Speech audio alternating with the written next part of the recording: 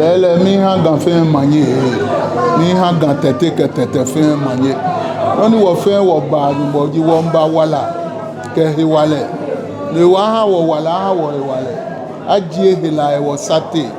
mi she na chole mi she kwa hi wo mi ni mi she akefi onu fe no mi she ake ya fe bebe ni organ bi ane ne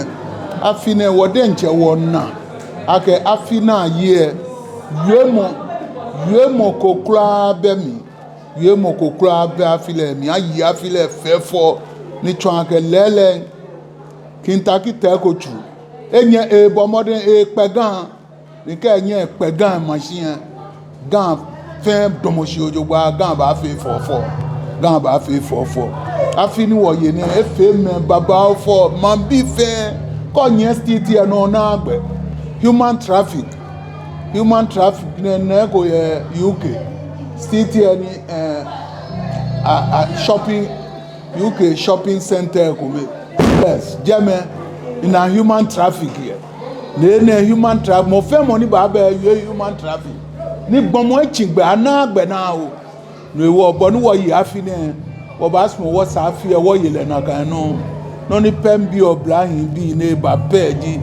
oblahin ji amelele wo se ke wo gbo wo te ama me ba kwa wo se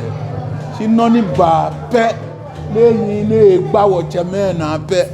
ameyin o wi kan ni bi kan yin o stiti e mi npa yen fa wa pa yen gbele fa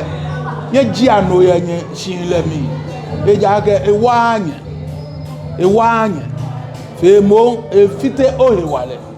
e wo yen ji ano ye yen sate na nmode ncha awawo e ha afini wo bote mi ye gama afine e fi afi papa no fe no ni wo hwe e ko wo e ba mi government e ho abomode e ha mambi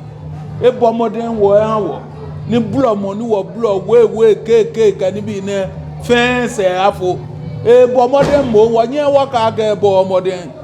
e ja ga onye na ehin ife mogonye e wo le no wo na e wo ni wo ba ka ji e bomode ti mo e han enuchumo attack ko ni e sawo fe wo na ni ka wo ji eyi e wo ka mi se aji eyi mi nke gan tete fe ake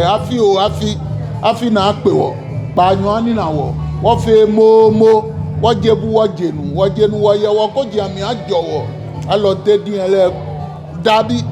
eku akaba wo sate ni no ni wo sure wo ni ase no pepe twa no ma ye aba